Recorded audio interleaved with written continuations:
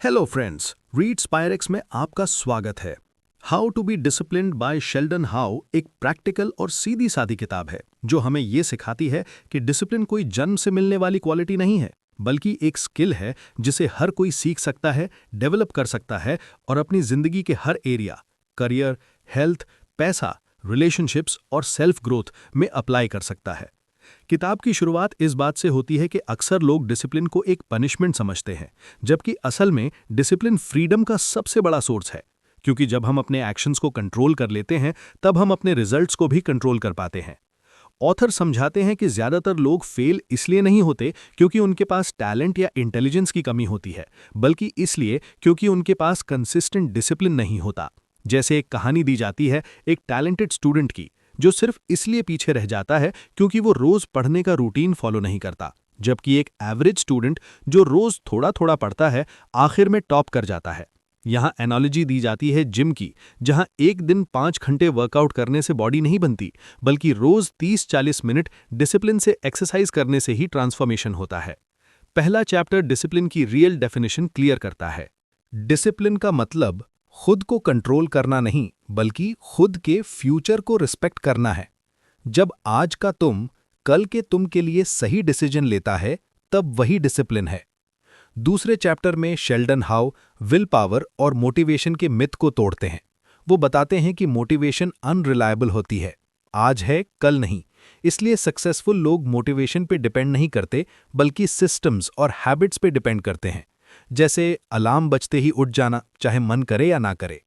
यहाँ ऑथर एक एनालॉजी देते हैं ट्रैफिक सिग्नल की।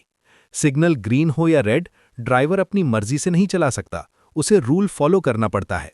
वैसे ही डिसिप्लिन रूल्स क्रिएट करता है जिसे फॉलो करना आसान होता है।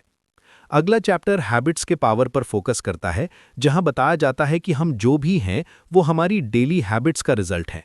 अगर आप रोज जंक फूड खाते हो तो बॉडी वैसी बनेगी, अगर रोज पढ़ते हो तो दिमाग वैसा बनेगा। यहाँ ऑथर एक स्टोरी सुनाते हैं एक आदमी की जो सिर्फ 10 मिनट रोज लिखने लगा और 1 साल में एक बुक कंप्लीट कर ली, जबकि पहले वो हमेशा टाइम नहीं है बोलता था।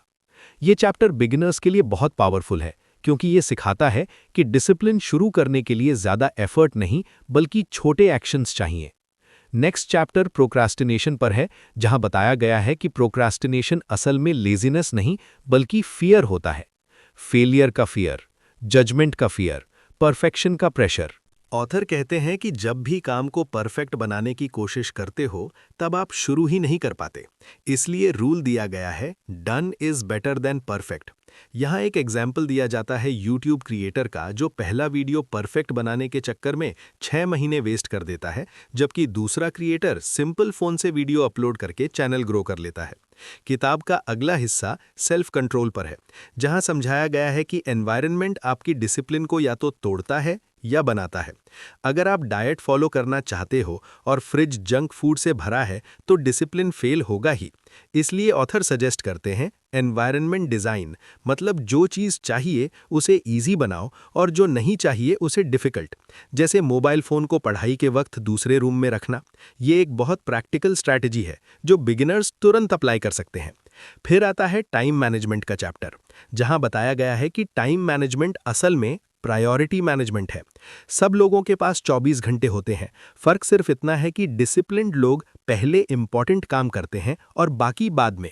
यहाँ ऑथर आइजनहावर मैट्रिक्स जैसे कॉन्सेप्ट को सिंपल लैंग्वेज में एक्सप्लेन करते हैं और एक स्टोरी देते हैं एक एम्प्लॉय की, जो सुबह सबसे मुश्किल काम करता था और शाम तक फ्री फील करता था, जबकि बाकी लोग छोटे कामों में दिन बर्बाद कर देते थे। किताब के बीच में एक बहुत इंपॉर्टेंट चैप्टर है, जहां डिसिप्लिन और आइडेंटिटी का कनेक्शन बताया गया है। ऑथर कहते हैं कि जब तक आप अपनी आइडेंटिटी चेंज नहीं करते, तब तक डिसिप्लिन टेम्पररी रहेगा। मतलब अगर आप खुद को मैं डिसिप्लिन्ड आदमी हूं बोलना शुरू कर देते हो, तो आपके डिसीजंस ऑटोमेटिक हो जाते हैं। जैसे एक वेजिटेरियन को नॉनवेज ऑफर करो तो वो विल पावर यूज नहीं करता, वो बस बोलता है मैं वेजिटेरियन हूं। वैसे ही डिसिप्लिन लोग बोलते हैं मैं डेली वर्कआउट करता हूं। ये चैप्टर माइंडसेट शिफ्ट के लिए बहुत पावरफुल है। आगे बुक पेन और कंफर्ट जोन के कॉन्सेप्ट को एक्सप्लेन करती है, जहां बताया जाता है कि जिंदगी में 2 तरह का पेन होता है, डिसिप्लिन का पेन और रिग्रेट का पेन। डिसिप्लिन का पेन शॉर्ट टर्म होता है, लेकिन रिग्रेट का पेन लाइफ टाइम। यहाँ एक इमोशनल स्टोरी दी जाती है, एक आदमी की जो जवानी में मेहनत नहीं करता और बुढ़ापे में पछताता है, जबकि दूसरा आदमी जवानी में सैक्रिफाइस करता है और बुढ़ापे में सुकून पाता है। फिर आता है कंसिस्टेंसी का चैप्टर, जहां शेल्डन हाउ बताते हैं कि सक्सेस एक इवेंट नहीं बल्कि एक प्रोसेस है। एक दिन स्किप करना फेलियर नहीं है, लेकिन बार बार स्किप करना सिस्टम तोड़ देता है। इसलिए रूल दिया जाता है, नेवर मिस ट्वाइस। ये बिगिनर्स के लिए एक रियलिस्टिक अप्रोच है, क्योंकि परफेक्शन की जगह कंसिस्टेंसी पर फोकस करता है। किताब के लास्ट चैप्टर्स में डिसिप्लिन को लॉन्ग टर्म कैसे मेंटेन करें, इस पर बात होती है, जैसे प्रोग्रेस ट्रैक करना, सेल्फ रिवॉर्ड सिस्टम बनाना और सबसे इंपॉर्टेंट सेल्फ कंपैशन रखना, क्योंकि जब आप खुद से नफरत करोगे तब डिसिप्लिन नहीं आएगा। ऑथर कहते हैं, डिसिप्लिन पनिशमेंट नहीं है बल्कि सेल्फ रिस्पेक्ट का साइन है।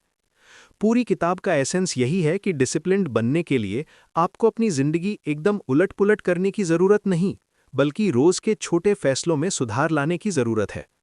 रोज थोड़ा सा पढ़ना, रोज थोड़ा सा चलना, रोज थोड़ा सा बेहतर बनना, और धीरे धीरे वही छोटे एक्शंस आपको एक स्ट्रांग, फोकस्ड और सक्सेसफुल इंसान बना देते हैं।